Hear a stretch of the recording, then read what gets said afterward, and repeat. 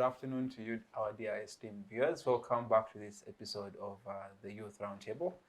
My name is Douglas Onen, and this week I'm joined by a panel of distinguished ladies and gentlemen who will help us unpack a very unwavering and heated debate on the Balaalo question in northern Uganda.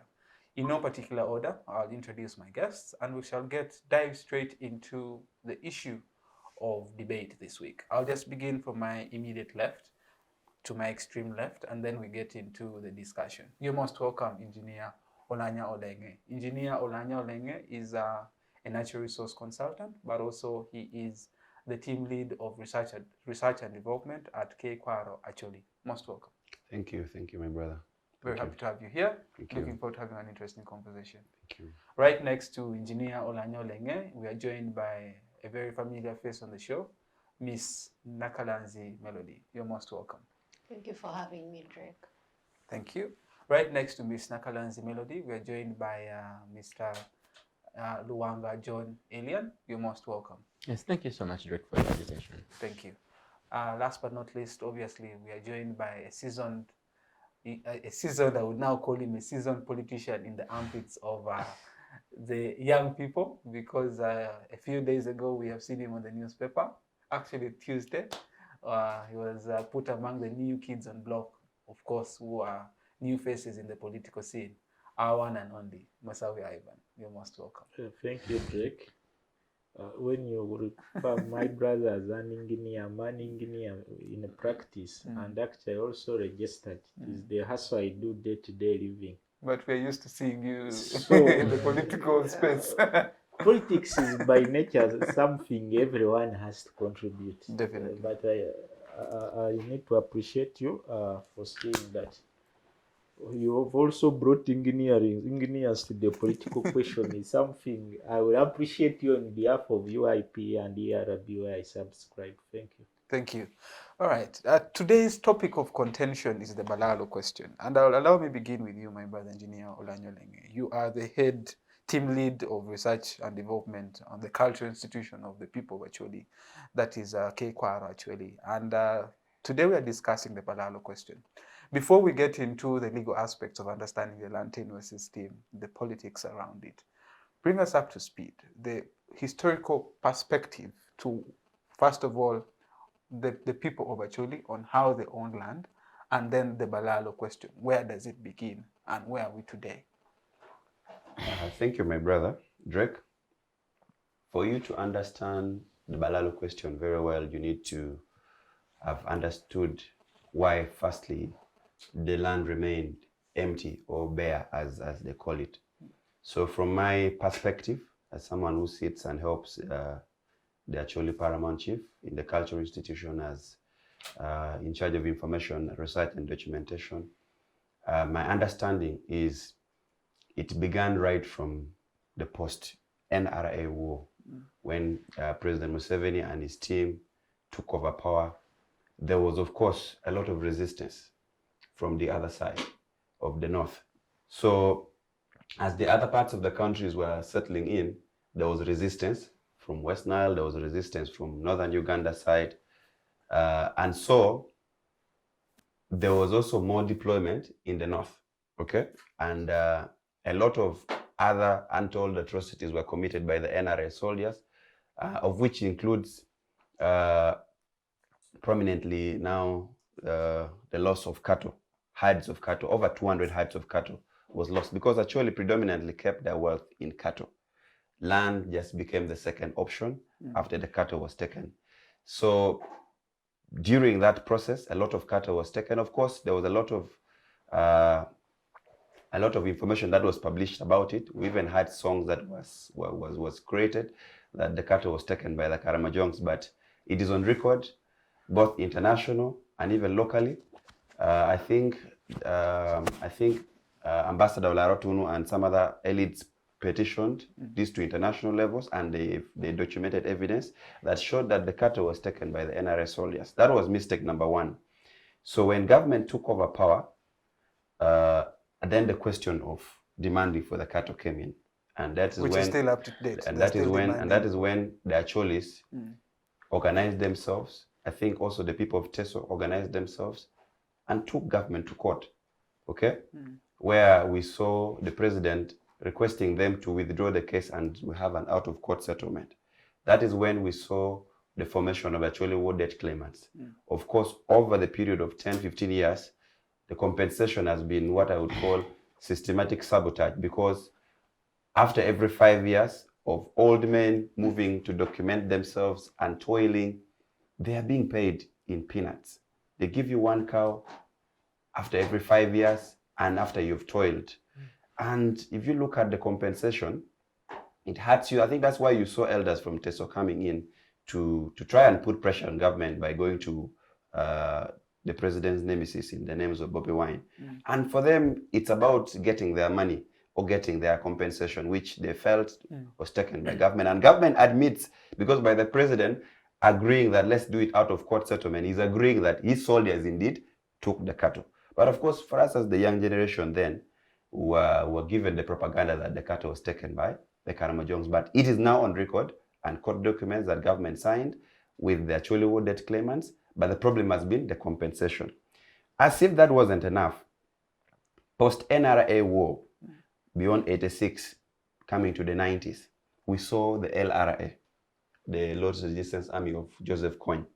When Kony came in, the government went in to fight this new rebel group. And you know what happened? That was about 20, 25 years of war.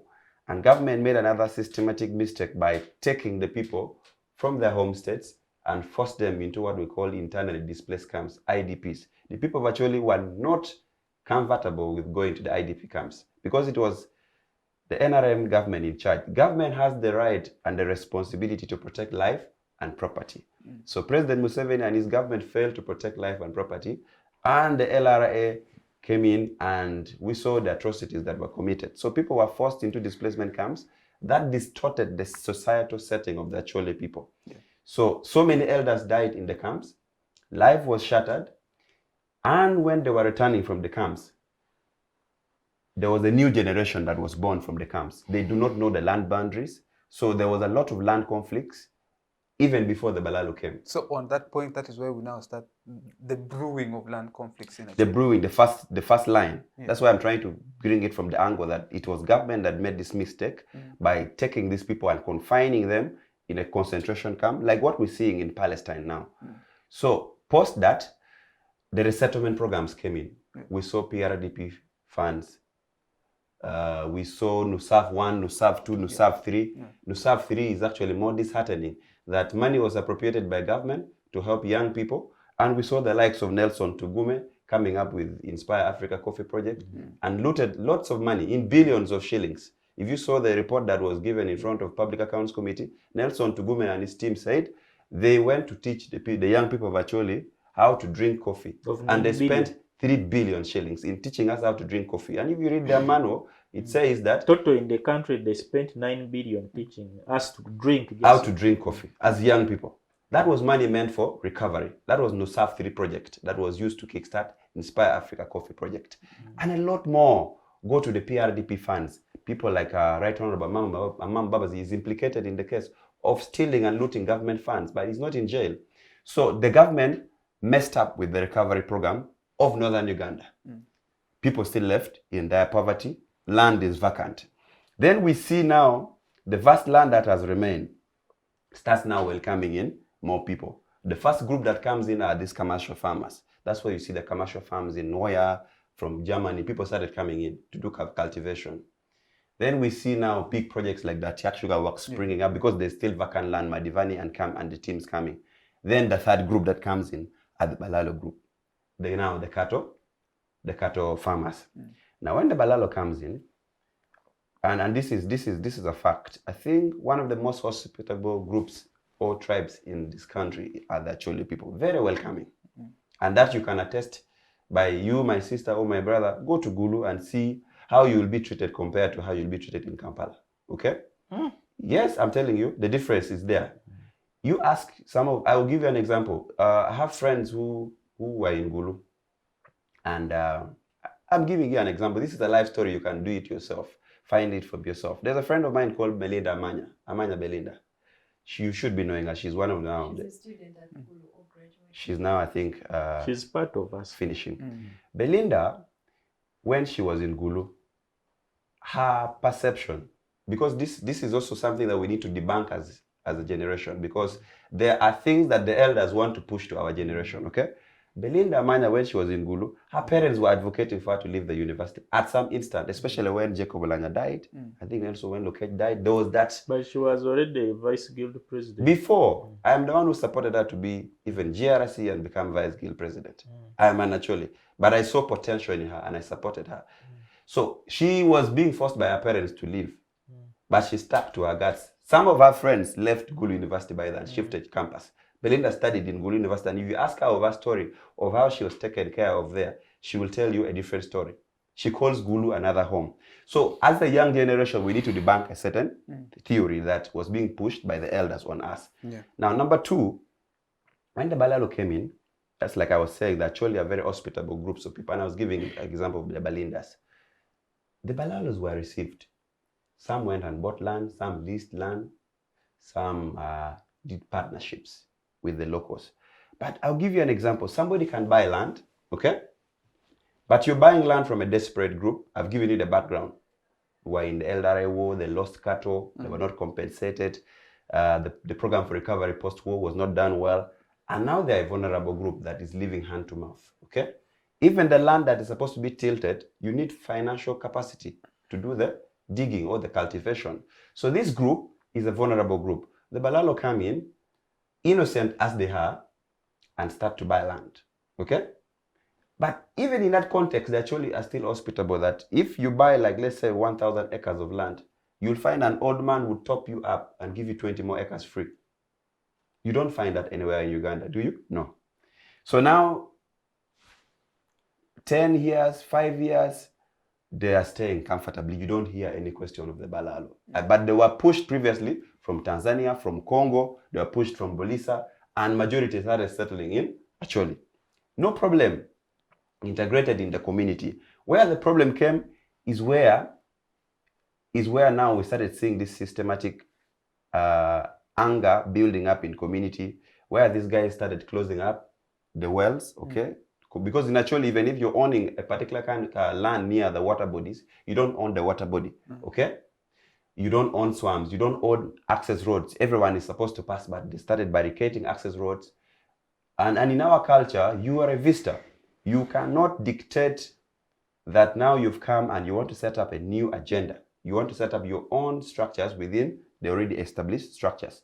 So there was internal small conflicts that started brewing up. And I want to thank the paramount chief of the Acholi because he tried to mediate these things.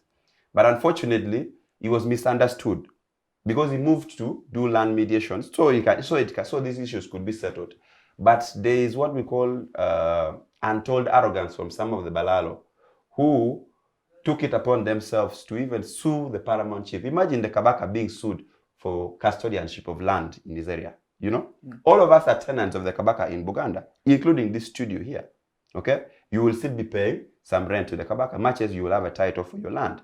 So, in Acholi, land is owned customarily, now coming to your question. And the context of those who drafted the constitution in the 1995 establishment put it that customary land is land managed according to the customs of the people. And our customs are very clear that before you even go to the context or how the elites drive the context that customary land is not sold, it is just in a simple context that the customs of the Acholi say this land that you see as large as it is in Acholi, it was not just got or Uganda just did not find it that way. But I think when they were forming the state called Uganda, there was a tribe called Acholi on their own, doing their own thing. There was a tribe called Buganda. There was a tribe called Toro. So Uganda found all these tribes in their own spaces. But if you read the histories very well, you'll find that there was a lot of migration and integration. So for you to get this land, you had to conquer another territory. So there was blood spilled over it.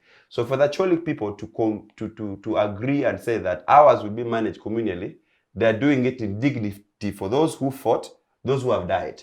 So land is owned by 3 groups of people. The ones who have died, those are the ones who fought for the land and kept it, for those who are alive, and for those yet to be born. So that's why they say the context is, if you want to buy customary land, you must consult those three different groups. And in any case, if you're to make a legal argument and say, but I have consulted the ones who are alive, you cannot put to one room or to one venue 10,000 members of a clan, because others are in the diaspora, others are in Kampala. You can't put them under the same accord. Now, what is happening is that the current situation of the Balaalo is a build-up of so many things within the region. Okay?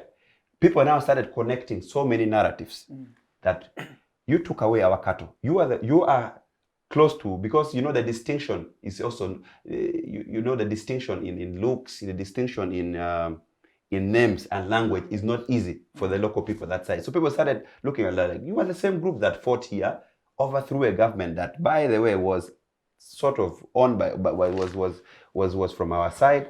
Then you took our cattle. Then you did not resettle us well during the LRA war. Post-conflict, you stole the money, your same group. Then you left our land bare, we are poor. And then on top of that, now you're bringing your own people, or people who look like you, to resettle on the same land. So definitely, there was going to be chaos. Let me just now hold you there. Now, that is where the debate is going to come in, because there are critical issues that needs to be answered in regards to the conflict that is brewing. Yeah. The question that these are indigenous people to the land, who are saying, who first of all are recovering from a 20-year war and seem to have more like PTSD from what has happened, and which is leading us to conflict. Masawi, let me get to you before I get to Melody and John for the legal context. President Yoweri Kaguta Museveni in the year 2017, 2021, 2023, and now 2025 has issued directives. And this recent directive comes, it says that President issued an uncompromising directive to evict Balaalo pastoralists and their cattle from northern Uganda, from northern, eastern, and northwestern Uganda, declaring that their continued presence is a threat to social harmony, food security, and integrity of Uganda's land governance. This has taken us close to 7 years now, from 2017 to date. Others could argue that because we are nearing a crucial election in 2026, President Museveni is possibly looking at gaining political points from the people of Acholi in northern Uganda. Others could argue that he has seen that this is room for very serious conflict and it needs to be resolved today. What is your take on this Balaalo question? Because you're from Mbali, and just like in any other part of this country, we have seen this happen. And northern Uganda's situation seems to be unique, and one that could possibly lead to conflict. Masawi. Yeah, thank you, Drake. You state that I'm from Bali, but Article 29, I think clause 2A, stipulates the right of every Ugandan to live and own land in any part of the country.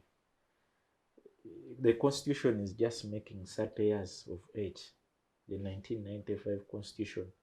But going to your question, the question of Balaalo is the question of land and identity. The entire globe today, there are no wars that are as dangerous as wars of land ownership and identity. We are always here discussing what is between the Palestinians and Israelites. When people are discussing, they discuss Gaza, the land, not even the people who have died because of the land. When you look at what was in Sudan up to 2011, when South Sudan had to now begin independence, it was all a land question. So the human race naturally is a moving race, and our histories they teach you whether lies or true that the Bantu came from Cameroon Highlands.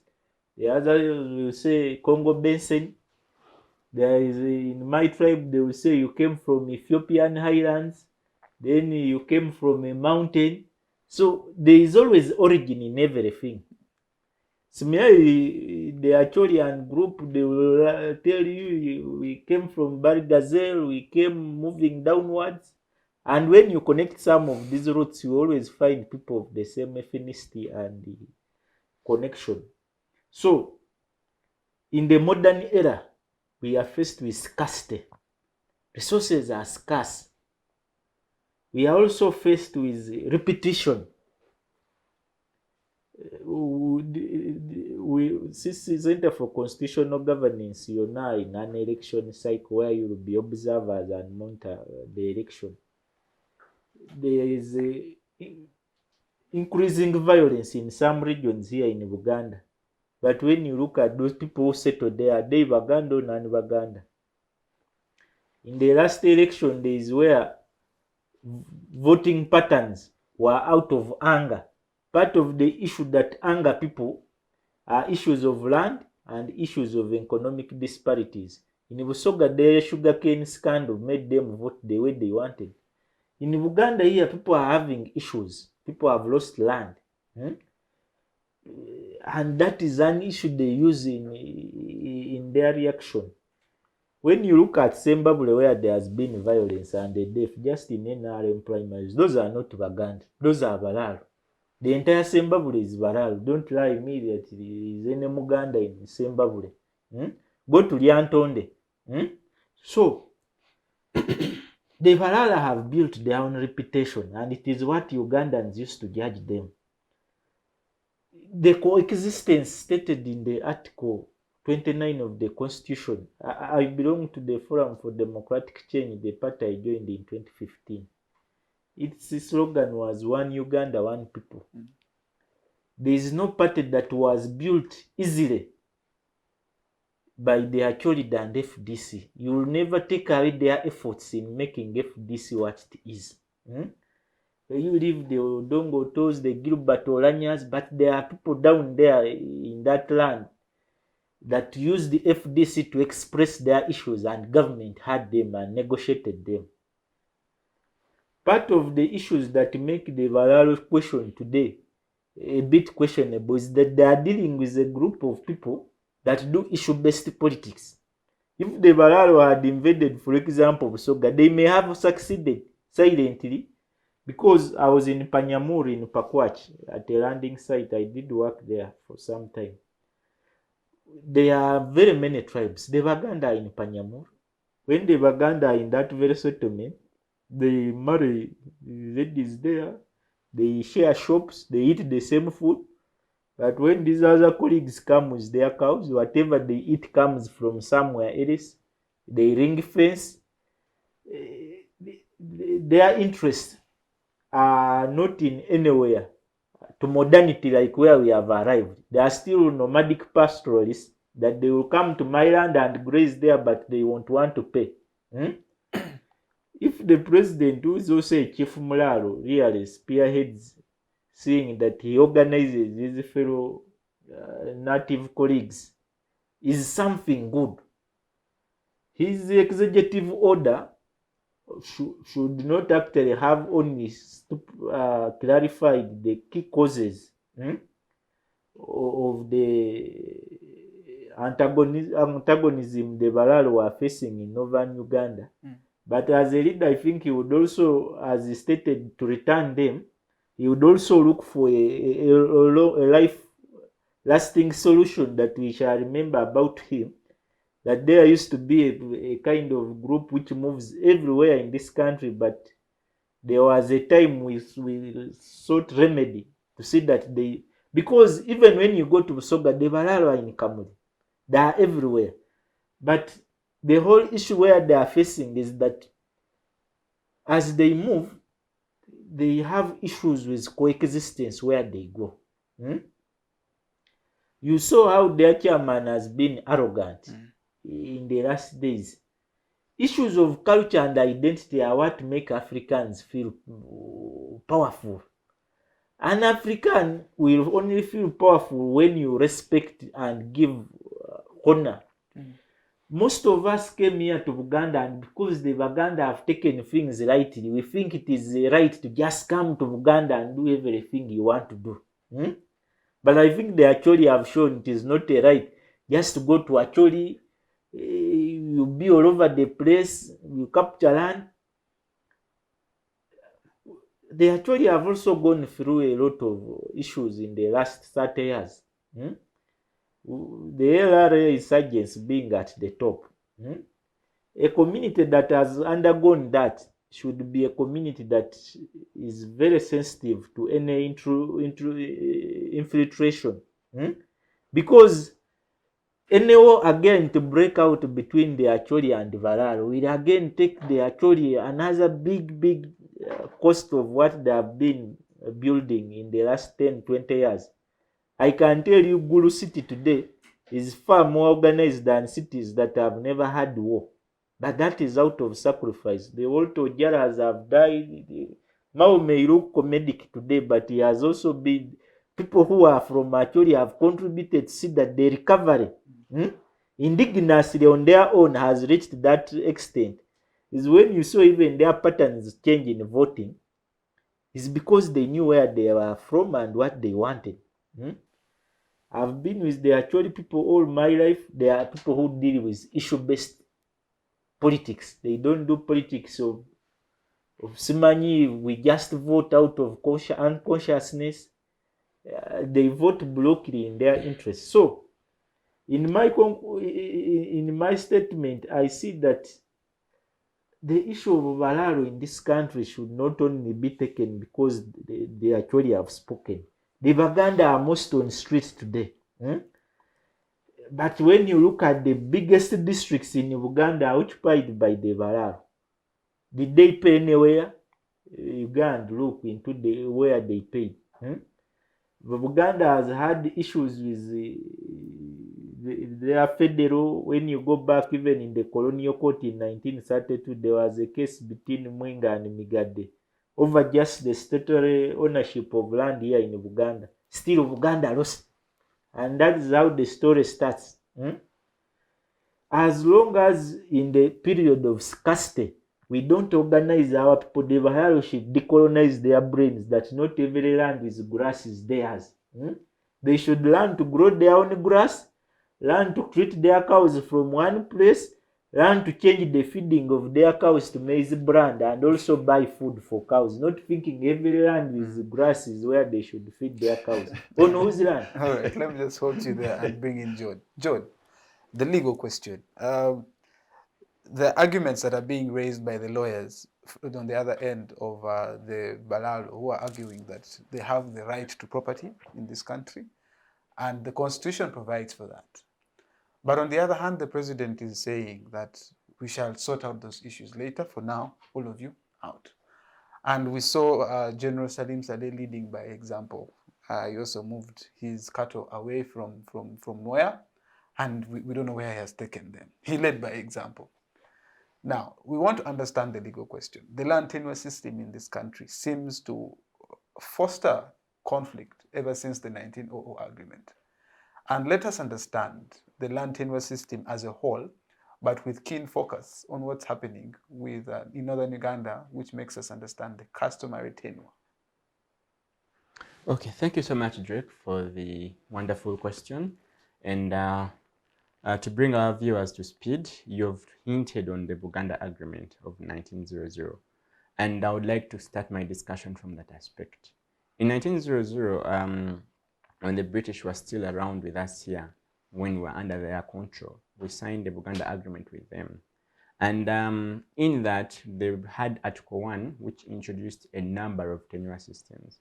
At that time, Uganda was generally customarily, like it had customary form of ownership of land. It didn't have any other tenure.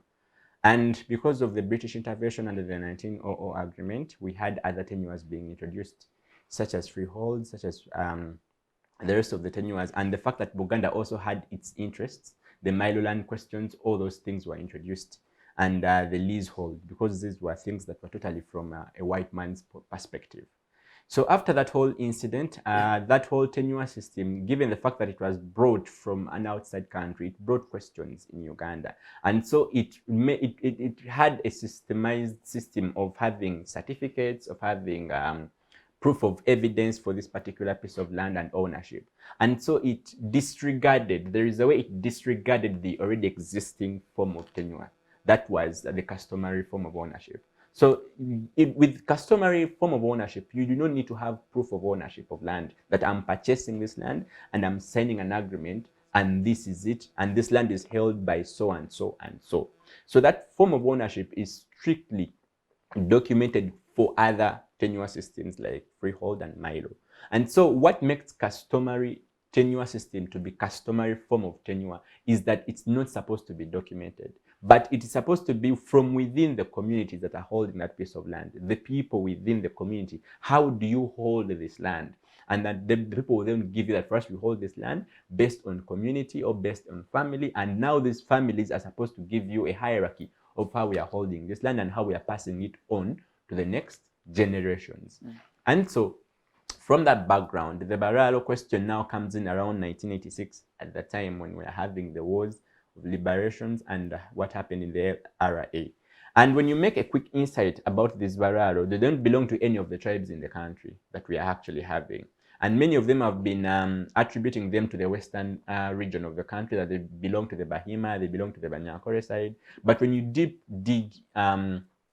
into the entire region, they will also tell you that these people don't belong to our traditions and our cultures. So when you dig deep, realize that these people came from areas like Tanzania, areas like Congo, and so they came as nomadic pastoralists to this country to look for where to raise their cattle from, to graze their cattle from, looking for safe water and grass. And so when they came to the country, they settled in the same area that was the northern region. That is where they settled for purposes of grazing their cattle. And when you listen to my brother, the quotation he has given and the entire assertion is that these people were merely as visitors. And so the northerners at that time, they actually were believing, okay, that these are visitors who have come to be here for a short time, meaning they are continuing on a particular errand or journey. So they did not have an expectation that these people would actually have permanent ownership of the regions and areas they were settling in. So we now move on from that entire thing, and they settled there for some time. But now with the growth of time, they now want to come and own the pieces of land they have now been settling in, trying to demarcate and giving rules and regulations that these other people they found should follow. And now that's where the legal questions come from, that now who is supposed to be ordering who. So going back to the question and moving forward, Article 257 of the same Constitution of the 1995 as amended dictates under Chapter 5 that Chapter 15 that land will be owned by the people of Uganda under the tenure systems that are recognized. 1, customary; 2, freehold; next is Milo, and another one is leasehold. But it is still in the same vein and spirit of the Constitution that anyone who is a non-Ugandan, who is not a citizen of this country, should not hold land in any of the tenure systems apart from leasehold. So if I am, for example, from Kenya and I want to hold land in Uganda, the only available remedy and option for me is to hold land under leasehold. So I can never hold land as a non-Ugandan under customary, under freehold, under Milo. It is totally illegal and it's a null and void transaction that you'll be entering into. So moving forward with the discussion, the issue is, what is the law applicable to this whole situation, to the Balaalo question? We have said the Constitution says land shall be held by the Ugandans. Now the question, first of all, is where do the Balaalo belong? Are they Ugandans as per our own understanding of Ugandans? National IDs. There are those ones who are actually claiming ownership, and they're actually saying we're actually already citizens. Now that's where the question comes in, that before we actually first attempt, let's first assess the legality of these people. How do they belong to this country? And to what extent? Are they Ugandans? Are they not Ugandans? So at that particular point, we now realize that we have the Land Act that deals with a number of aspects, but it explains more of the customary land tenure, because we realize that we are dealing with an area that is northern Uganda. And particularly for Acholi sub-region, this entire region is predominantly known for its customary land tenure ownership. They do not subscribe to most of these other tenure systems. They totally subscribe to customary. And the law still stipulates under Section 3 of the Land Act that if you're holding customary tenure, then for us to understand the customs of that area, we must then, the customs that apply to that piece of land, we must then go back and inquire from those people who hold the land about the customs that actually attribute to this piece of land. So if we have customary land, for example, in Uganda, or we have customary land in any other piece of the country, we shall then go and those very people will tell us how they are holding land as per their customs and how they pass it on to the next generation. So the context of the Acholi then makes us to understand how the Acholi within themselves hold the land. And they have actually ascertained and told us already that they hold land in customary form. So how do their customs work? A good deep consultation reveals that indeed these people would hold the land, as the previous speaker has already mentioned, and I do want to subscribe and agree with his analysis, that indeed we have three different categories that shall be consulted. It's a more of a tripartite test. One, we shall consult the previous ones, the ones that fought for this land to be kept. And two, the current holders of the land. That is when we are looking at the whole family and clan. Three, we shall look at the future generations. Those are the ones that we were keeping this land for. Those are our children and our grandchildren. And those are the those are the three categories of people that hold customary land in a particular piece of land in Acholi. And so the question therefore is, you as a Moralo who came from wherever you came from, you're now holding this land and you're saying you claim ownership, but did you subscribe to the three categories of people that have been mentioned? Because that's how the area transitions from passing a piece of land to another person under their tenure system. Meaning the question is, how did you then achieve this land? Did you merely go and forge particular certificates of customary ownership, and now you're trying to show them as proof of ownership that this is my piece of land, and you didn't consult any of the customary individuals there, because you might predominantly think that these people are not elites, they don't understand. Therefore, you might have a good understanding of how to fraudulently take pieces of land, and then you claim ownership. So if you're claiming ownership under customary tenure in Acholi, prove to us that you passed through the test of consulting the previous and the consulting the past, the present, and then they allowed you the entire. And he explained that it's actually a hassle to consult, because some of them might not even be here, a full clan to be consulted about how to pass on this piece of land. Right. So at the end of the day, the question therefore is, when we are evicting them, in the end, we are telling them that you have done A, B, C, D. What is the best methodology we should have used? If we are to evict them, the country needs to sit down with the president and all of us to know which way is the best. Where should they now be put? Are they supposed to leave the country as a country? Are they supposed to remain in the country but a particular region? He explained that indeed they had no problems with them if they were abiding with the rules and regulations of the sub-region. But they were trying to actually dominate and create their own rules. They were trying to insinuate that they're actually trying to bring another breed of people. When you read about them, many of them are saying we're already actually part of the Acholi.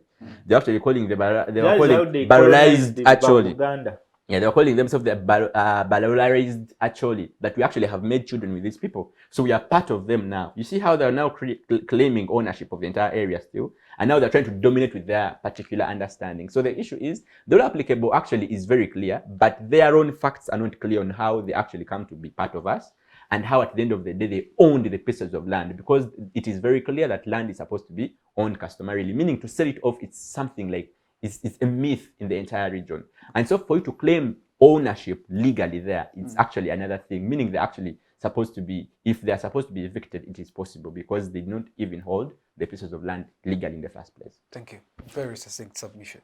Melody, there were four key grounds for the decision that the president made. The first was there was widespread lack of fenced grazing land, absence of permanent water sources, even where fencing exists, ongoing disputes over land that is communally owned, and then the blocking of traditional paths to water and fishing sites due to haphazard fencing by pastoralists.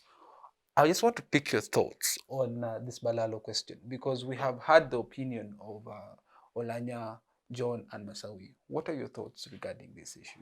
Okay, thank you, Drake. I think I'll be distinctive from the other three. Being a lady, I'll still stand alone anyways. So, he was talking about ownership of this land, right? They say this land is customary. We appreciate that they actually hold this land dearly to themselves, and that is what they hold as their culture, and that is what they treasure. It is good. The Balaalo, however, also think their cattle is what their culture looks like, and that is what they hold dear to them at the end of the day, right? So, these people are pastoralists.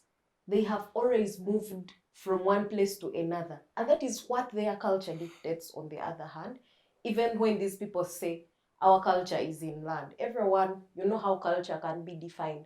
I can wake up and say my culture is in a table, that is what I believe in, and that is what I actually think is right. The Balaalo, however, went to Acholi and said, no, the Balaalo moved to Acholi, and these people are welcoming. The Balaalo appreciated and stayed there.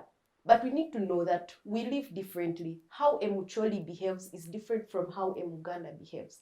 And that is why most times when someone says something, they say, oh, no wonder she's from the other side. No wonder her name is Nakalanzi. No wonder his name is Masawi.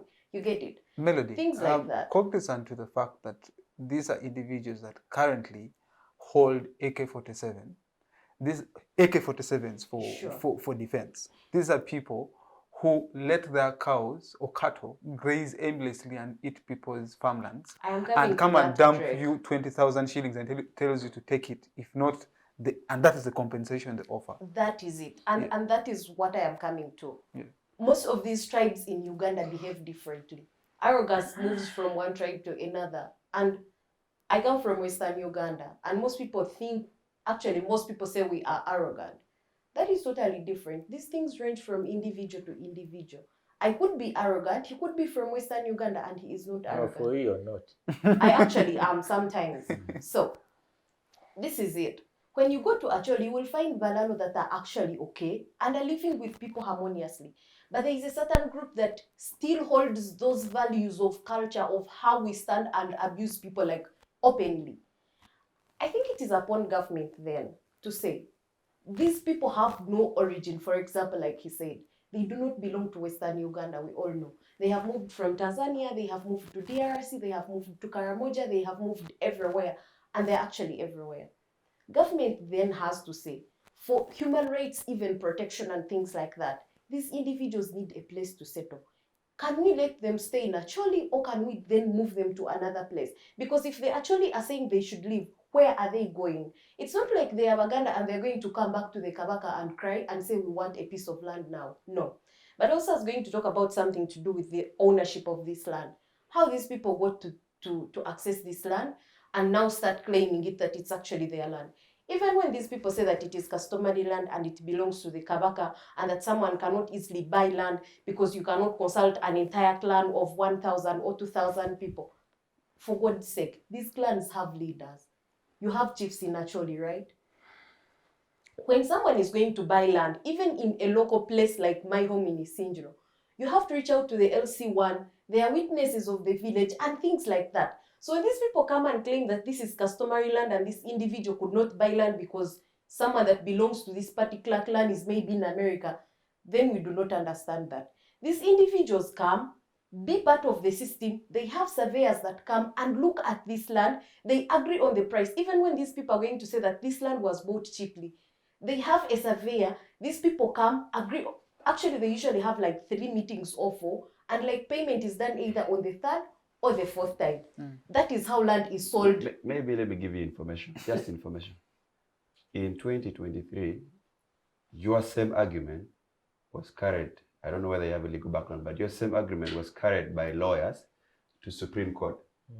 And the same Supreme Court threw out that argument and said, so you cannot buy customary land. Check this. No, chapter 15 of the Constitution, I think that is Land in Uganda. for A and B stipulate how customary land is acquired.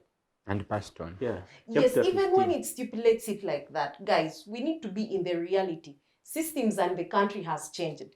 People have transformed from what customary land looks like right now. Even when you will stand and claim that our chiefs say that this land belongs to the Acholi, people will still say for us we need quick money. I'm going to sell my land at 700,000 and get the money that I want because I want to move on. It is now upon the Acholi people to actually say, we wake up and say that we cannot allow these things, but rather provide maybe like community sensitization and say that our people cannot be selling land at 500,000. And that is The problem is not with that, actually. The problem and the mistakes was done by government, not the community. It is with the community then agreeing to what government then put in place. You were talking about things like how they were displacing these people and put them in internally displaced That was camps. in the past. Yes, that was in the past, but these things keep moving on and on. Notice, government's role is to protect people, even when you say and property, but lives of people usually matters first. You have to make sure that these people are safe before you look at their property. Before you come to look at your land, Drake, I want to make sure that you are safe. Putting these people in camps like the way we have refugee camps in Isinjiro, it means that we are trying to pick people from Congo, pick people from Rwanda to make sure that these individuals are actually safe in these camps. Notice, this is not even entirely a tribal question. Your argument that government's role in putting people in the camp was to make them safe. Are you aware that people were killed in the camps themselves? This is LRA killed people from the camps. So what was government doing if you were saying it was a good move for them to take people to the IDP camps? This is why these people are put in these camps, like I said, to make sure that these individuals are protected. Them going to the camp, it means that now the person that attacks these people now has a ground for them to be attacked. Government makes sure that these individuals are protected. Right now, if someone comes from Congo and goes to a refugee camp to like attack these people, it means that UNHCR has tried to protect these individuals from their missing context. The camps in northern Uganda is called internally displaced camps. Internally within the country.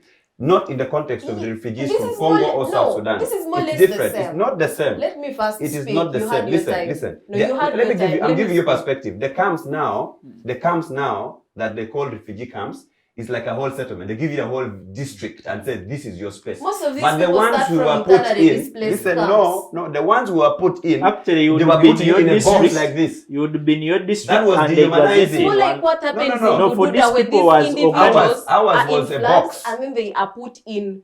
And then they are put in these camps was to a make sure that confined they box. are provided for with disaster relief. More or less the same. No. It's They're not more the or less same. the All right. same. No, they're not the Melody, same. This is what as you conclude. Yes, as I conclude, my biggest issue in this debate is how this land is owned. Society has changed, Drake. We cannot be living in the customary system where these people want to keep the land to themselves. And even when individuals in society have Drake. decided to say that we are selling off this land, then the chiefs, because they think now we poured blood here and things like that, we have to keep owning it.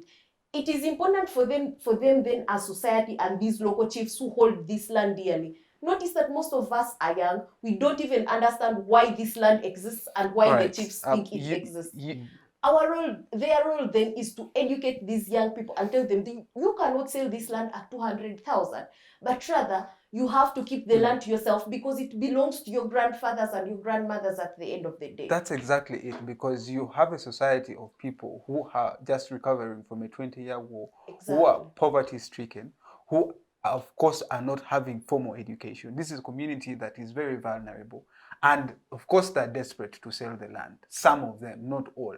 But then the greater majority of the people of Acholi are saying, no, this land is customarily owned and it's ours. That is why he brings out the argument that before even you selling land, you need to consult the ancestors, the current holders of the land, and the future generation that needs and that is as per the Acholi. Of course. And but they are the ones passing on this land. So when you make the argument and say that the times have grown, in whose favor? Which people have actually traversed beyond that? In favor of everyone in society and let's- everyone I just wanted to ask her one question before she goes there. My sister, you cannot tell me, basically what you're trying to say is that you're questioning God's intellect by saying, because God was wise in his creation, he created the Baganda, gave them a tribe, an identity, put them in Buganda. No, they moved to Created, Uganda. wherever the case, created this group, put them here. Where are these groups coming from? What was there? Because there is no, listen, you cannot be doing, you are saying we should modernize. So are we modernizing? Are we going back to the slave trade days where you move from one place to the other and capture another territory? I think you missed out on the last thing Are we still doing territorial breaches up to now? No, we're not doing that. Yes. On the same question of modernity, you cannot say at this point you go to a separate area and integrate and assimilate and take over the place. We've seen this. No, the question that actually people are fighting is this. They're fighting what we call existential threat. What this man described in Sembabule, what he described in Liantonde, Nakaseke, and the rice. Yeah. Okay? So we are not talking about something we have not seen. We have seen it in Uganda. I wanted to give you, the Balaalo and the Chikuyu in Kenya have similar problems, just that the Chikuyu are far more organized and bigger. But this man could be old enough. In the early 2000s, there was issue of Karamajongs as well. They are similarly nomadic pastoralists. They passed through Teso and even entered Mbali. the whole issue why we fought them in Mbali is not that we don't like the Karamojongs, but is the nomadic pastoralism is now an outdated mechanism of what? Coexistence. Land has become scarce. You can't gazette a very big portion of land just to look after some certain cows that are not even 100 worth acres, you fence them, and the land is more affecting expensive than pathways the to cows water. on the land. I think the whole issue that people are having with the Balaalo is that they use too much land just to show their cultural dominance. That a cow is very... Let them put cows in a plane and take them to America if cows are expensive. But the whole issue is we need a mindset change that the Balaalo, just like we refuse the Karamojongs, they never lost the land they had bought in Mbali. It is their cattle. Because I would grow my maize, a Karamojong leaves his cows to come and eat my maize. Every day of the week we are in war, we are fighting. People are taking their cows to LOC systems. Government created the Ministry of Karamoja Affairs.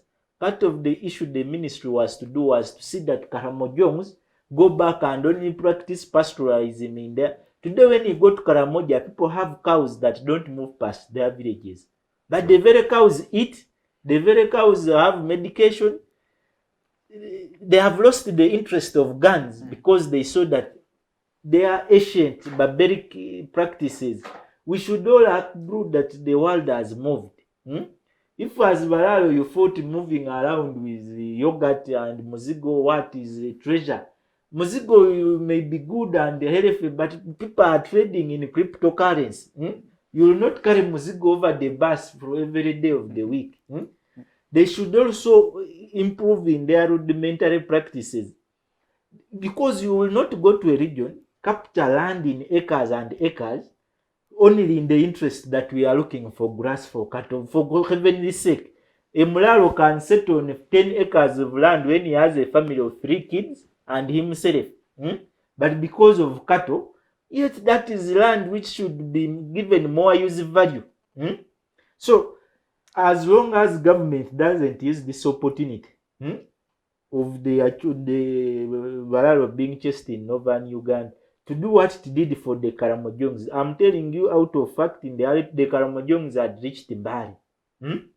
With their cattle malnourished, both malnourished, the cattle and the cattle keepers themselves, looking for continuous food, grass. But you would not go and eat someone's grass, make land. And say for me, I am entitled. Overgrazing finishes grass, causes soil erosion. We are scientists. We need to tell people that these practices are outdated. Overgrazing in Acholi doesn't leave Acholi the same. Even the cow species that the Acholi cows, they also had cows. Their cows will change. Just by carrying cow dung from somewhere to somewhere can change the fertility of land. The Acholi can experience famine, which is just genetic, by carrying a DNA species of soil or animal from somewhere to somewhere. The way government operates in Uganda is by accident. You can't wake up today, you're dealing with the Balaalo, go back. They should not actually just go back. They should be curtailed. Maybe to give you more The information question is, where on the should same they cattle. go? Some of the Balaalos, just like I said, not all are bad, like you said, but some of them went to the extreme level of even castrating the Acholi cattle. Are you aware of that? They will want to sell that theirs. is what he's that trying is to say. Common sense in so business. When they castrate, you they make sure yours are impoverished and theirs dominate. I'm telling you, the Balaalo are like Museveni. They like colonizing their friends.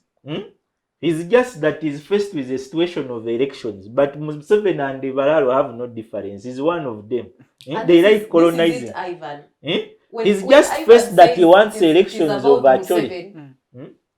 Where was he when they were coming? This guy is a very strategic person. He's trying to make sure that he wins now the Acholi at the end. Because he knows actually most Balaalo may not even have IDs. Because most of them are even illiterate, by the way. That is why they don't take up like the mechanized agriculture, make sure that they are... They should now do it by force, including him himself. Museveni now says that... All right, guys, let's the Baganda on the street, they are all in Kampala here, centered in one place. Where they have lost Mubende, they have lost Zimbabwe, the Balaalo have now begun Luwero. Nakaseke is done. Any Muganda should agree with me. There is no Muganda in Nakaseke. Even Nadul is always just making noise, but the entire Nakaseke is done. Eh? They have engulfed to Uganda. Now that is what Just they call Uganda to the existential city threat. center to drive Yes. borders and find acres with 2 cows just eating. They don't grow grass. They just want to feed grass. All right. We can't entertain such laziness, lowerness, barbaric. Eh? The whole country should rise up and educate the Balaalo. Not only for purposes of Northern Uganda, but even the Baganda here. They are not happy. Let's just hold it there because the debate is heated and we need to go for a break and just be back and then we shall continue with the conversation. I know, Melody, you're itching to say something. John, you're itching. I also know Olanya is itching to say something, but we shall get back from the break and get your thoughts. Otherwise, stick with us. This is Civic Space TV. See you in a bit. Digital rights are those human rights and legal rights that allow individuals to access, use, create and publish digital media or to access and use computers, other electronic devices and telecommunication networks. Digital rights include a right to freedom of expression, information and communication through technology, a right to privacy and data protection, a right to credit for personal works, a right to universal and equal digital access, a right to identity, a right to anonymity, a right to be forgotten, and a right for protection of minors, among others. The state's digital rights are frequently violated through various unfair actions, for example, blockage of websites and social networks, theft of credentials, unauthorized use of people's data for personal gain, privacy intrusion, online censorship, arrests and intimidation of online users, internet blockages, and the proliferation of laws and regulations that undermine the potential of technology to drive social, economic, and political development worldwide. It is hence every citizen's responsibility to respect rights of other digital users and to speak out or report to the responsible parties when one's rights are violated. Welcome back from that break. Just before we went into the break, we've been in a very heated debate here. And I just want to start by engaging Olanya, then I go to John. Just before we went into the break, there are a couple of issues that arose. But of particular interest, I now want to drive the debate back to among the causes that is seeing an outburst among the people of Acholi for them to say that we want the Balaalo out of our land.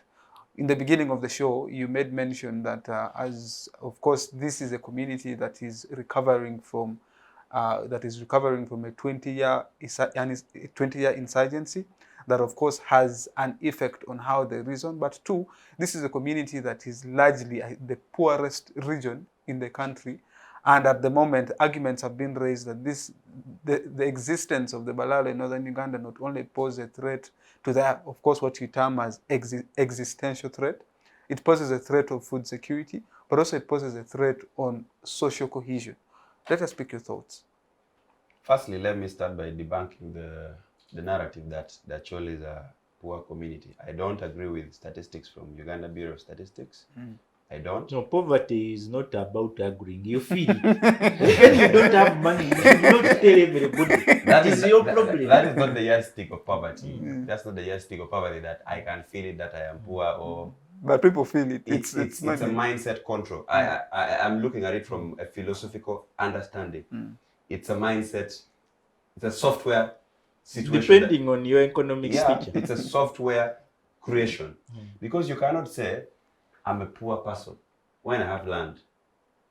Have you? No. You because when you come to assess my wealth, you assess assets. So I have land in thousands of hectares.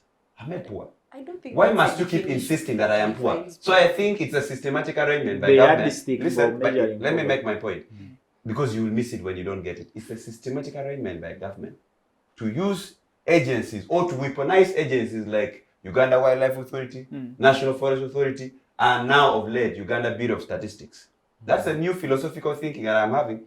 To use such entities to pump things in the public, create a software arrangement using the media, and control the public narrative and opinion that you are a poor group. If they keep instilling inferiority complex in you, that you are poor, that you're stupid, they keep saying the same things, 20 years, you will accept it. You get the problem, you get the issue now. So the issue of Acholi is not poverty. We are not poor. We have the land, We just have a few things to deal with to have that economic boom. We are not poor. You just need A poor man is a man who doesn't have rich. assets or resources. I may not have food or money now, but I'm not poor. Okay? So that is one thing that I wanted you to understand from now onwards. Number two, you raised the questions of the complexity and how the Balaalo is now, the Balaalo situation is now moving henceforth. But I wanted to put two things into perspective that might indirectly answer your question. That there are two underlying tones besides whatever I've said, okay, how the background came in, that there are two things that now we need to dissect properly. Because besides the settlement of the Balaalo, there are also other people who have settled in. But there are two important things that need to be understood about land as a resource. There is what we call the surface of the land and underneath the land, okay? And both have wealth. We have just been talking about the surface of the land. But as an engineer, as a natural resource consultant, I know that there is a specific pattern of settlement of the Balaalo. By the way, they're not buying land in every part of Acholi. They are specific. In Karamoja, it happened the way most Westerners who bought land in Karamoja bought mineral deposits. Yes. So there is a very close relationship between the settlement of the Balaalo patterns and the natural resource wealth within the north, inclusive of the commercialized Western farmers who came in. You ask yourself, why do we have very many commercial farms by Germans, by people like Minister Raphael Majezi, General Berunji, Illinois, big farms doing cultivation. Okay? They're not being chased, but I'm asking you why they are settled there. Because of the oil. So that question has come up. And we did a lot of research with it with the likes of Professor Gayana Tigo. I even issued a 50-page paper on it. That caused a lot of storm within the region. And I mapped it clearly, district by district, mapping the settlements of the Balaalo and the specific mineral resources there. And I was asking questions, even right to the Ministry of Energy and Mineral Development. How did these guys have access to this kind of data? So information is used as a weapon of poverty. That is it. So the Balaalo are also settling in mineral-rich areas, so that when it comes to surface rights agreement, they're the ones to be compensated. We saw that same situation in Bulisa, when it was coming to situations of compensation for the oil and gas projects. Did we see that? Yeah. That's why you saw the president. It is the president who saved them, by the way. The president who saved the situation in Bulisa, because the Banyoro people had lost land to the Balaalo, and the compensation for IACOP was coming, the oil and gas projects were running through, and they foresaw the situation. That's why they sent General Tinjefoza there. Now in our area, let me give you perspective. You may think I'm just speaking out of context. Go to Atia. We have gold there, we have uranium there, and see the settlement there. Go to Gulu district, okay? Go to Gulu district, you see what I'm saying, the pattern of settlement. Go to Pade, the pattern of settlement. They don't settle just anyhow. They have specific spots. They do what is called spot settlements. That is one context. The second context that I've seen with the Balaalo situation is whether the president is sincere with this executive orders. Okay? Because since 2017, he has been very good. I am one young person who can authoritatively say understands the president. I have had conversations with the old man one-on-one several times, and I can tell that he means what he's saying, and I can tell he's doing politics of convenience. What I think the president is doing now in northern Uganda, by saying he's pushing an executive order, because if you look at the lineage, these are his closest people. But the majority of the Balaalo, like you say, that are coming from Tanzania, they were coming from Tanzania. Those are just people who have been moving. But the real Balaalos, the real Balaalos are the generals in the army with Ugandan passports, the real Balaalos, okay? The face in the ground there are the ones you can say from Rwanda, from other parts of the country. But the real Balaalos are the ones next to the president. That one you should get it as a fact. Number two, for the president to be issuing these orders consecutively, several times, I then want us to discuss the politics of the Balaalo, which is a very interesting context. This is a president who is looking at the time of election, Because he has been pushing these things. Progressive 2017, that was after election already, not so? Then he pushed it 2021 after election. Then the last year, he pushed another executive order. And then this year, he's pushing another one. And all these executive orders have never been implemented. November, this year in May. Yes.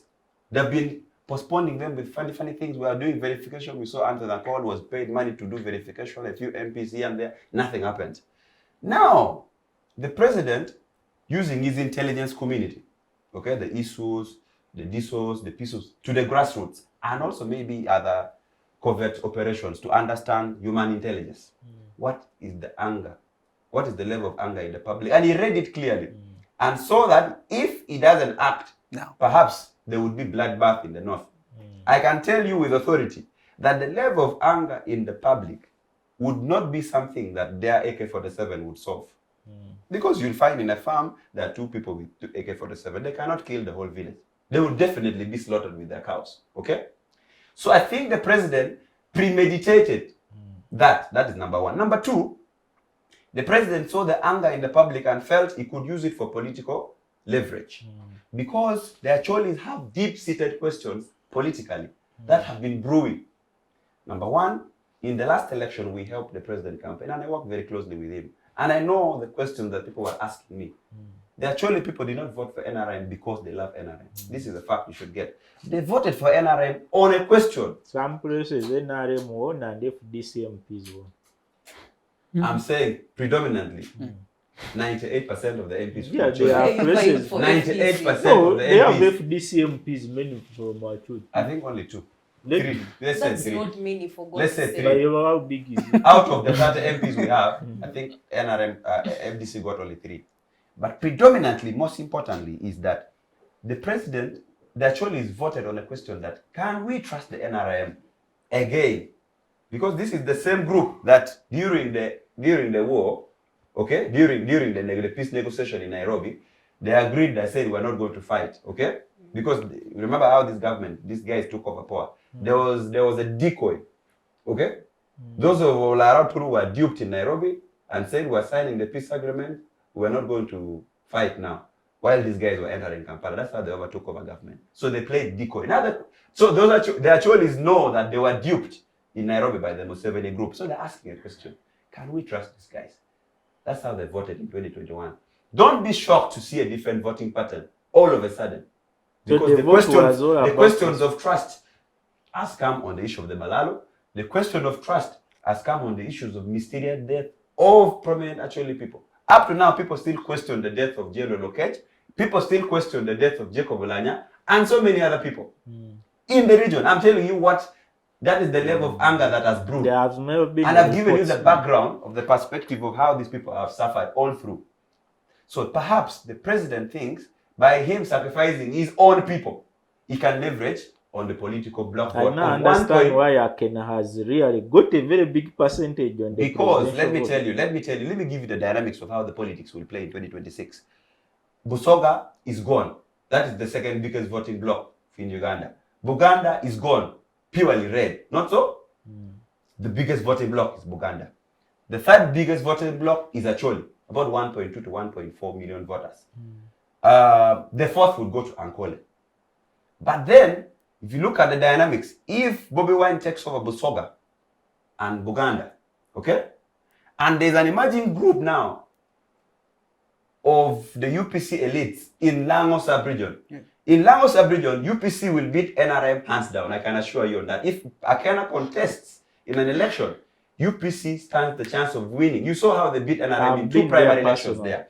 So it means that the president is being cornered for a possible rerun.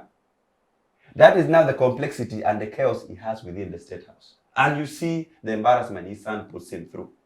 Because now you see, you have a minister you've given directive to implement the executive order. And the minister you've appointed as Dr. Mona, as Minister for Northern Uganda, is communicating your message.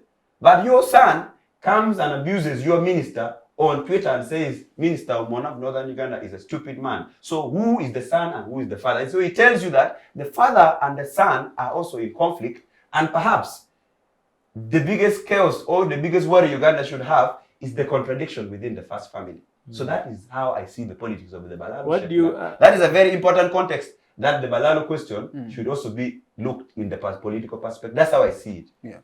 Yeah. Interesting. Masawi, The man has pointed fire. I know. But let me get to you, John. Just before we went into the break, we have Olanya has brought in a very interesting context to this conversation, the political lens, and how this is playing. Something that many Ugandans are not maybe paying keen attention to. And the question, because in land law we talk about the wealth that is in Acholi that has been currently noticed, the patterns of the settlement of the Balaalo, cognizant to the fact that in law, of course, the wealth that is beneath the land, oftentimes it is the government will hold it in trust for the Ugandans. And that means the person who has rights over that land, when the government is coming to possibly take over that land, they give you compensation for it. His argument that he raises, the patterns of the settlements of the Balaalo, the lands in Acholi, are predominantly on possibly oil-rich, gold-rich, and uranium-rich locations. A conversation that oftentimes we haven't touched. And let's talk about the wealth. It's under the ground and the impact it's possibly going to have. Is it going to be an avenue of conflict with the people of Acholi? Or could it be a room for us to see a better Uganda after this executive order? Thank you, Drake, for that wonderful insight. You see, to understand the entire mineral resource question, it goes back to the entire reasons that you had asked the previous speaker on why the president has come up to issue the directive and which reasons he had given.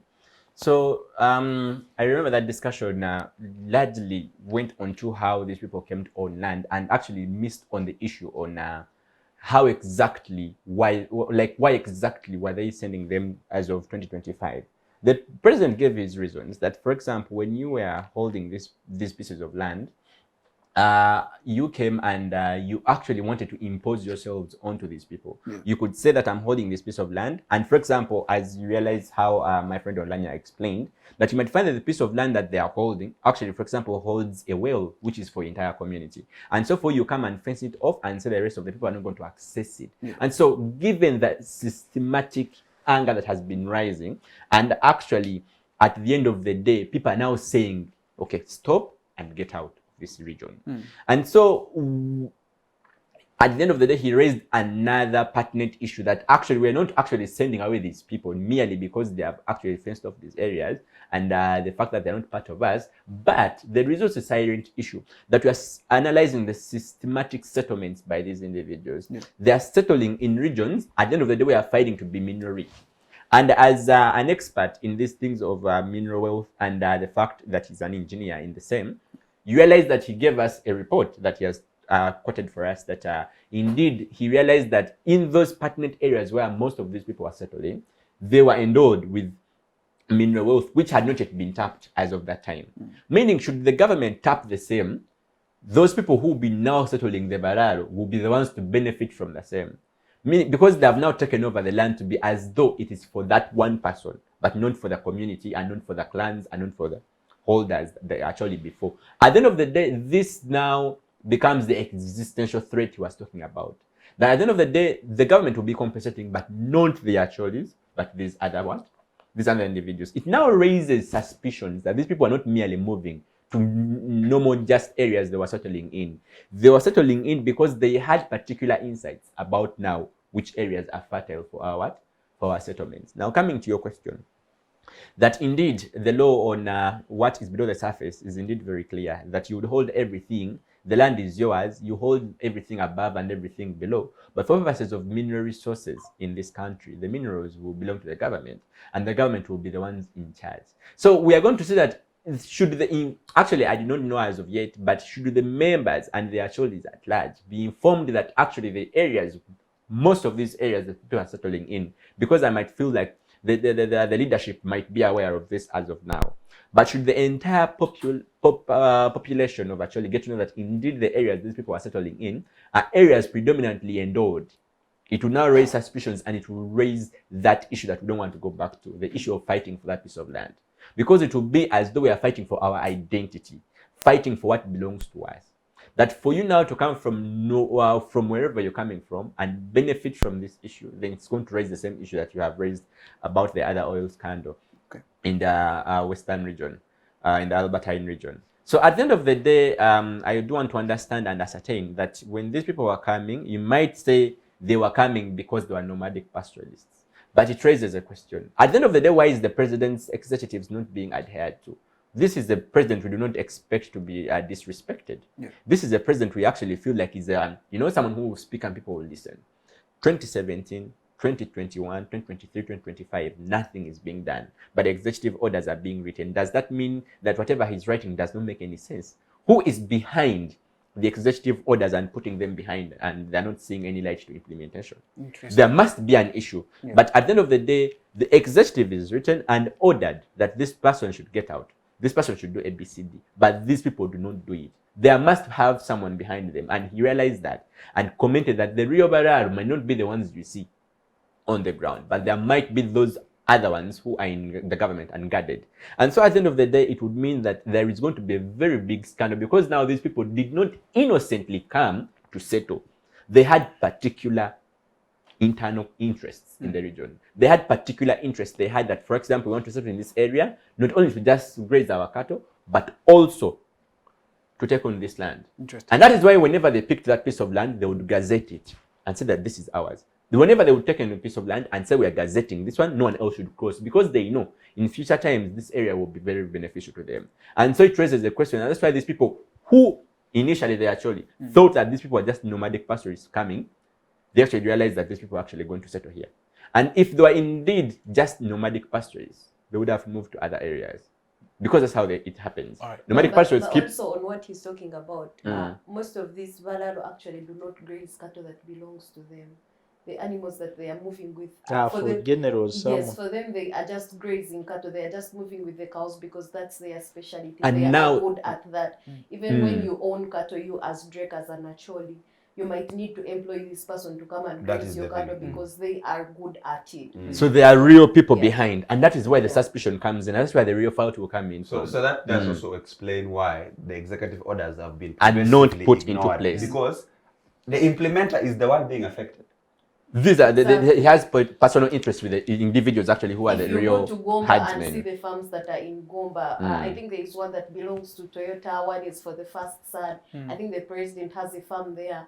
So I think it just coordinates that way, that these people do not even own the cattle, even when you're chasing them away. So finally, for my friend Olanya to relate the entire cattle issue and the Balaalo question in northern Uganda to politics, it is a clear indication that indeed we are shown how Sare has gone strategically. We are actually just going to lose the debate if we argue them innocently on the surface that this is actually nomadic pastoralists. We are actually supposed to argue it from the angle that indeed these are people who knew what they were doing, and they had an intention to permanently take on this piece of land for purposes of mineral resource endowment. And so for the president to come out and issue directives, the fact that they haven't been adhered to for all these years shows the intention further that indeed there is a particular face behind. But also something we need to understand. Okay. Executive orders are not just any other order.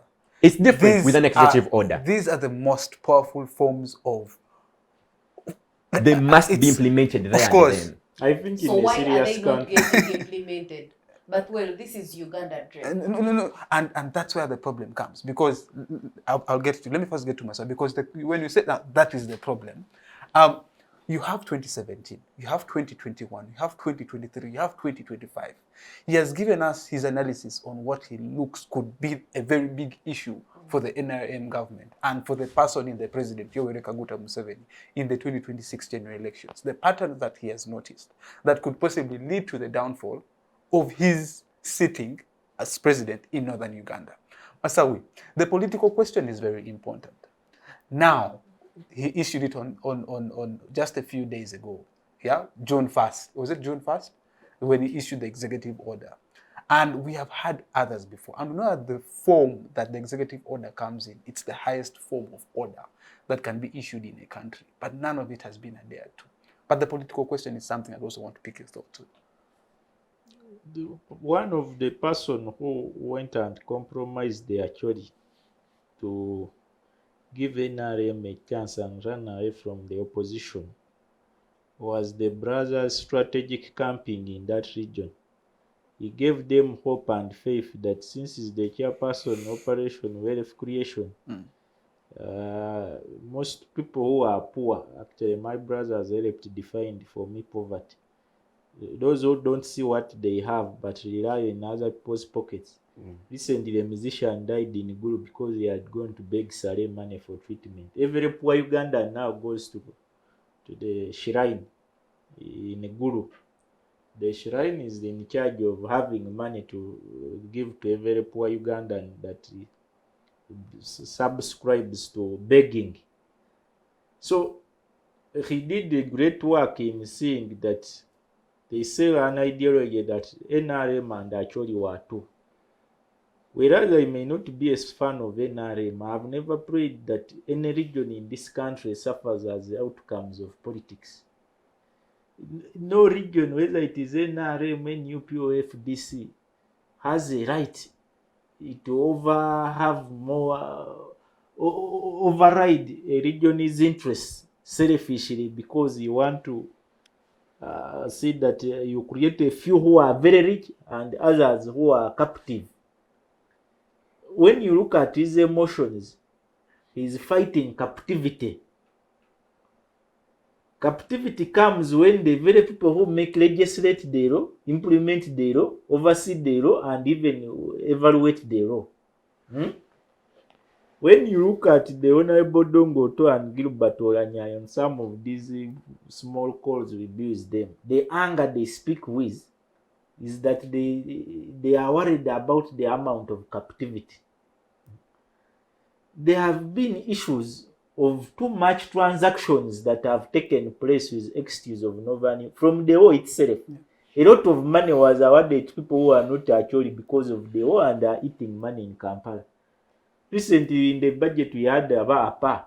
We even had a sugar factory where this government gave over 200 billion for construction. But they give to a foreigner, not to one actually, but to a foreigner to go and do sugar in actually using their land, and takes the money out that they have brought an investor as if an actually country invest. Let me give you information. On Atiak, it is a pure money laundering scheme by government because the operation that is going on there, sugar has never made any region in Uganda rich. The Basoka are crying. Two, what is happening in Atiak? They use Atiak sugar work as a decoy to get land for the uranium belts too, because government now wants to start doing uranium mining in Atiak. Number two, there's a covert mining operation, gold mining operation in Atiak sugar. They're calling it Atiak sugar, but there are three things: money laundering, gold mining, and number three, the uranium project that is happening. So he has answered where I was going. The NRM has done everything funny to Ugandans, but some still reluctantly accept that let's just embrace continuously. But these are people dealing with people's futures, the country's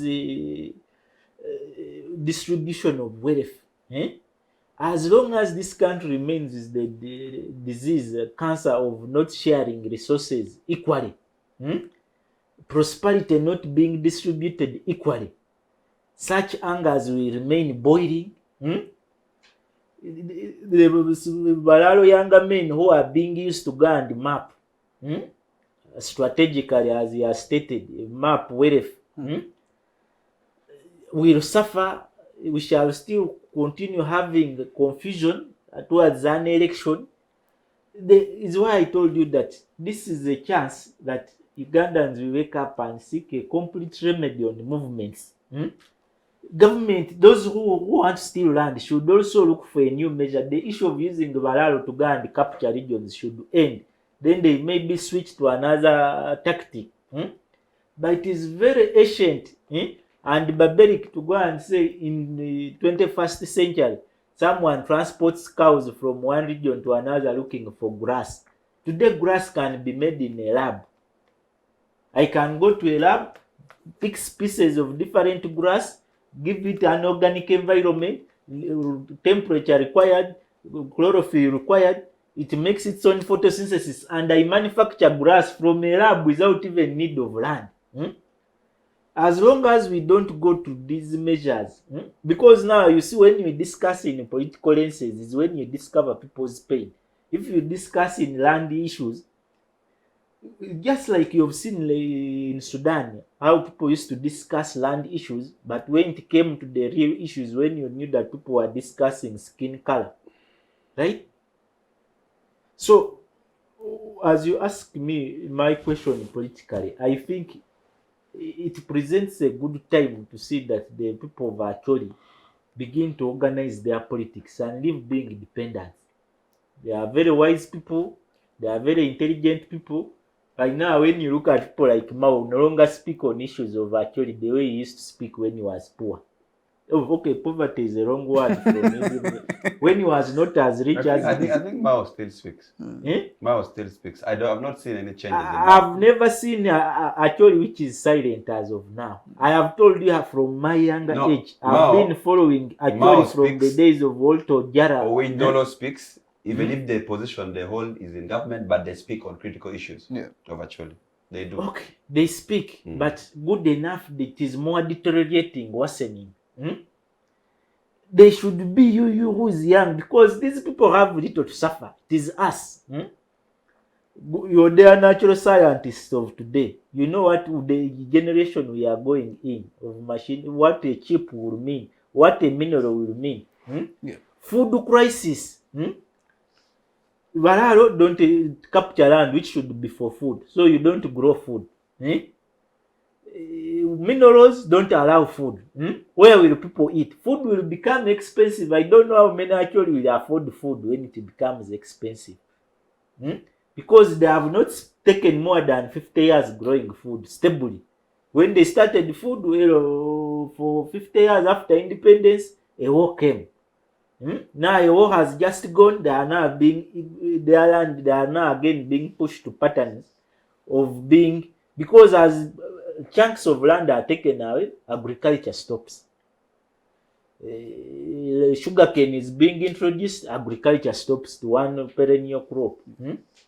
So literally, you'll see most of the actually living in a Gulu city. Proudly, we are educated people. We live in the city. They have no origin. They have no way they can influence their economics, and using no end. I'm telling you, the captivity of Uganda are in. It should be a lesson to all of us from different regions.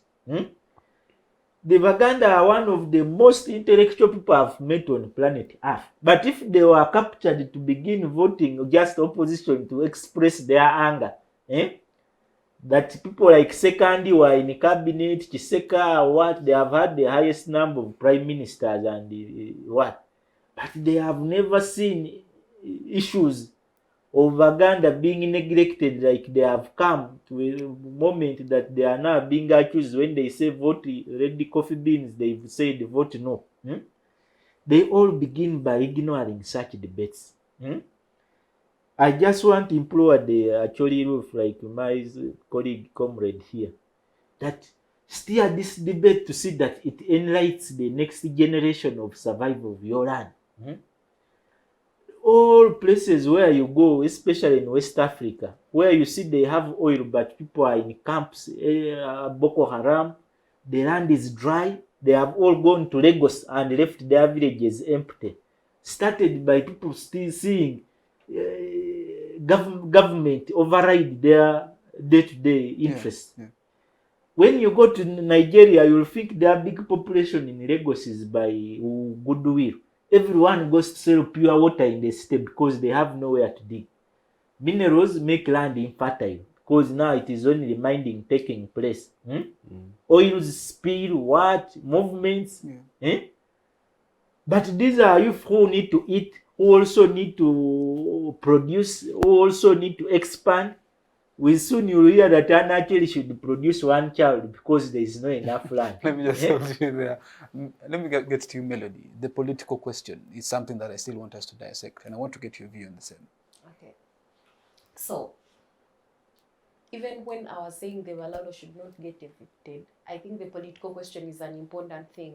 Museveni is a very wise person, very, very wise, and I think all of you will accept and agree with me. I think He's- his wisdom has landed on us who have not matched him. But Yeah. Yes. otherwise, people would be gone long time. Sure, but the fact that he is more wise than us, we do not take it for granted. But also, I think it is a disgrace to us at the end of the day. If you see him trying to use the Balaalo against the Acholi, then it is something that we do not just ignore at the end of the day. This guy, like other people have said, has issued the executive orders over 3 times. And what that means is that these people should have left long time, because the reasons he actually puts on table are actually valid, right? The insecurity that they bring in the area and things like that. But these people have refused to leave. But at the time when he's issuing this order and he looks at northern Uganda as a place where he can get the votes that he wants, because even when we say that he has lost to Busoga, he has lost to Uganda, realize that if he has Acholi or if he has northern Uganda and Acholi, most likely he can weigh over the other 2 regions or the other 3 regions that other people have taken No, even over. vote rigging. You can't just count. They are even stolen votes. I really did not want to talk about vote rigging because I know how that actually happens. No, but every It election happens is in our challenged. region mostly. But even when it were for neutral grounds, notice that people that do most voting actually are in northern Uganda, West Nile, are in Busoga, are in Acholi. People around here do not usually vote by either way. So it means that this guy wants people that are going to say, okay, this guy saved us the Balaalo. The time we were about to vote, he actually chased these people out so that they can go. It means they're going to say he's actually a nice man. I think we can give him another 5 years so that he can take us through, because he took away the threat that we had in the area. He's a very strategic man. Even when people will say that he has lost Uganda, trust me, he will not. If you notice how opposition is existing right now, even in Uganda or in central Uganda itself, there is a lot of weakness. Like people are getting into different political parties. People are everywhere, all over the place, claiming to be opposition. Some are not even opposition, but they're saying we want to take down Museveni at the end of the day. But they are also divided themselves. The man is dividing you, and you're also dividing yourselves at the end of the day. Means he's very strategic. He even gives your political parties an ample space to actually operate at the end of the day, so that when you're operating, it means at the time when I wake up and say that Drake is divided with John, I am going to say, okay, maybe there is a neutral Masawi, let me just vote Ivan. Because, well, he exists and he doesn't look like he has a problem, because notice that what most political parties then end up doing at the end of the day is that when John is in the same like constituency with you, he will only come to tell me what is bad about you, Drake, at the end of the day. He's not telling me why I even think I should vote him. Most of these people that come in these elections come and tell you why the other person is bad, why we should remove a dictator, things like that. But they're not telling us why then are you important for the constituency that you're vying for the constituency that people need to vote you for. So it means at the end of the day, most people will even end up choosing that particular dictator because you yourselves are not organized at the end of the day. It means the political question in the Acholi region is very important. The man is trying to find a space for himself. Even when he has issued this order, even when these individuals will not leave, the Acholi people now look at that order as the most important thing right now. Him issuing the order, it puts to a situation that people understand that the president is actually with them. Now, his brother leaving the place is another thing. That is another strategic move. It means that they say, okay, the president has issued an order. His the brother brother, has I don't left. think his brother is leaving the place. His brother is our in-law. See, but even if maybe he has a certain group of cattle or a group of Balaalo that he is going to say that they leave, or he says, I have influenced a group of 10 or 5 people to leave, that is another strategic move at the end of the day. The man keeps putting situations that, and you know, not us, you know, local people are usually bought by simple things. If you go in these elections and you see how people are getting, are selling their votes for things like a matchbox, for things like salt, it means an executive order that is issued by the president means a lot to them. People are most likely going to buy into that order and forget even that these people are most likely not going to live at the end of the day. And notice, as I conclude, societies that exist with these people have to take the initiative to make sure that they live if they want them to live. It is not guys, government has failed very many times. Why do you think this is the same government then you have to trust at the end of the day? If you want them to live, then you have to make them live. Put the environment, because if they've issued an order 4 times and these people have not taken it upon themselves to live, then it is upon you. Take the hostility that we know of the Acholi, the resilience of the Acholi that they have, and make sure that these people live.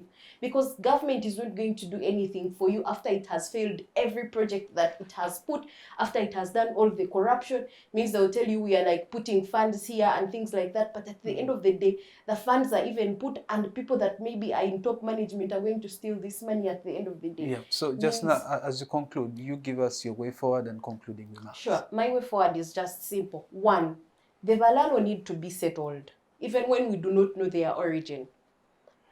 2, this Balaalo need to be sensitized that agriculture has changed and how cattle farming happens has also changed. These people need to be taught that you cannot always move from one place to another. The nomadic pastoralism that we studied cannot keep existing over and over again in a modern society that we exist in. But number 3, they actually also need to know that even when they actually need to still treasure their land, and they need to know how to protect it if it is what they believe in as their culture.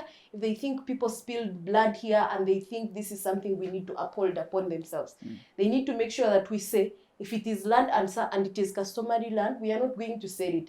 No matter the situation, it means local leaders then have the role to educate these people and tell them that this is our land and we cannot just give it over to any to anyone that just comes in our land and wants to take it over for reasons that they may have. I will not engage on natural resources. That is another issue for another day. Thank you. John, way forward and concluding remarks. Thank you so much. I would associate and agree with the panelists' way forward, that indeed we need to take on the Balaalo, and because at this point the practicability of taking them outside of the country, it's actually harder. So we have to now first of all agree on how to live with them, and agree now on their limitations, where they should start from and where they should end. Meaning, we're going to be making and crystallizing them as part of us. So at the end of the day, we now want to associate ourselves with the modern practices of agriculture and how the issue has been dominantly, like they would move and fence off an area and do whatever they have been doing, so that we now live within the limits, within the set cultures of that particular area. So what do the Northerners say? And what do the Balaalo say? So we shall reach an agreement at the end of the day, amicably. If the Northerners in the first place are ready to host them and remain as part of them there, then we now agree that they should remain part of them, but also following the cultures of the what? Of the people they have found. Because at the end of the day, that is if the issue in the first place is an innocent one. But if the issue is supposed to be viewed from a political angle, it will be a different thing. Because even them remaining will not be the issue and the solution, because we have someone behind them that is actually triggering whatever is what is happening. So the entire political will need to come back to the play. That if the president is indeed issuing a directive, let it be in good faith. Let it not be for protection of particular people that he's actually fearing to actually also disclose. Let him also mean whatever he tells the people, and that at the end of the day, people will have trust for him. We are going to be agreeing that indeed people are actually watching what he's doing. So if he's saying that he has issued the 4th or 5th directive, in this particular instance calling it number 2, let it be for a good cause. Let the people see justice happening and things happening on ground. Otherwise, merely just passing resolutions at the end of the day that don't make sense to the people will actually make the people believe that the government has failed. So at the end of the day, it's such a beautiful debate, and I would love the government to take on particular way forwards that have been listed, so that at the end of the day we settle the matter. Interesting. Masawi, way forward, concluding remarks. In most failing countries, the deep state uses the problem of those countries to create more problems and exploit its people. I started by giving you that I will never discuss the Balaalo well, like what they have done to the Uganda. They are the best example. In a country where we need to see that opportunities and prosperity is distributed fairly to its own people, not again a Westerner going to camp in Acholi to see that he steers the prosperity of the Acholi, as if Acholis don't know economics, as if for them they can't lead themselves. That kind of other people predominantly taking their friends as mediocres that one man criticizes a minister of northern affairs as stupid, but then you have one MP from the very region going to praise the other man who has abused the fellow tribemate because they want political support. I think Uganda should move away from political support and survival to issue-based politics. The challenge President Museveni's overstay has stayed has reduced the people to mere clones in politics. We all come to do drama. The curtain raise, FDC you play drama, NUP you play drama, NRM you play, then Museveni himself is the music master. MDD is the one in control. You look at the lenses of the discussion and the emotions that these people have. These are not things that lightly you play with. Even if they won or lost, it is in no one's interest that you make another person feel inferior or cheated. Every Ugandan existed in Uganda and has contributed to what Uganda is should equally benefit in opportunities, equally own their land, equally own their destiny and how they drive it. But now when a family has reduced the entire country to one of its property, everything is being played, the way budgets are played, the way he has given you that. When I saw money given to attack sugar, you would say let's distribute all this money to the Acholi and they will not need sugar cane anymore. Because 300 billion, you just give each of those districts maybe 30 billion, 10 of them. They would have made those districts reap more than selling kgs of sugar. To the very poor may not have money to buy sugar on a daily basis. So, in my conclusion, I think it is a humble appeal to fellow young colleagues in Acholi. I know today young people have been confused that being old is being academically educated but dependent. I think this gives them the opportunity to rise, establish their independence, but also advocate for the future they want. These things of having 30-year-old people who still work under their parents because they are dependents, what? When you're being robbed, it is your time that what did you contribute, not what where were you. I think it is an opportunity for them to wake up, to see that the issues of their region is not only taken as a topic that Balaalo and being chased from northern Uganda, but they think beyond the Balaalo issue. Even as they're going away with Balaalo, how do they manage their own dream? Time can come and when a person from Acholi can no longer be president. And things start like this. You start being colonized. In a few ways, the grandchildren of the very Balaalo can come from Acholi as MPs.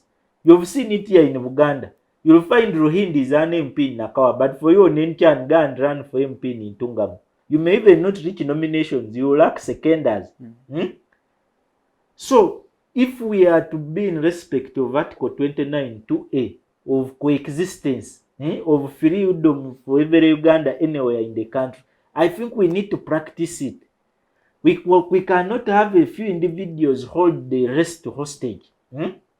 We should not at this moment where other countries are discussing science, technology, engineering, math, machine learning, a group of young people, we come here to discuss Balaalo. History, we are ever discussing history, Batembuzi, Batwezi.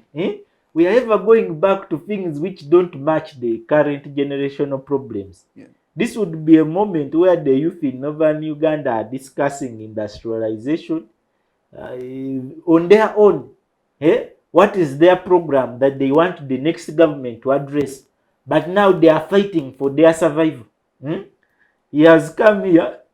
Most of the issues he's saying are issues of saving. But he would be here when he's now saying how they are going to use these mineral resources to grow the chiefdom, to expand. Because you will never think better for an Acholi than how an Acholi thinks for themselves. Leave away these things of saying you'll buy Mao. Even if you bought all these prominent Acholis in Kampala here and finished them, you will never think better for an Acholi than them themselves. That will never happen. So, In conclusion, I beg that as we move, young people, I can no longer appeal to Museveni anymore. He's past the moment of appealing for. There is a Minister of Housing, Urban Planning and Lands in this country. Where is it? It should be responsible for such a case. But where you see there are even ministries of Northern which are non-functional, and the debate is between Museveni, Balaalo, and Acholi. Institutions are dead. So it is a responsibility of us, the young people, when we are still in our most age of strength, to take action to see that we don't end at advocacy, but at rallying our colleagues, not think they are educated just to look for jobs, but fight for their land. Thank you. Olanya, way forward and concluding remarks. My way forward is in the two-way arrangement.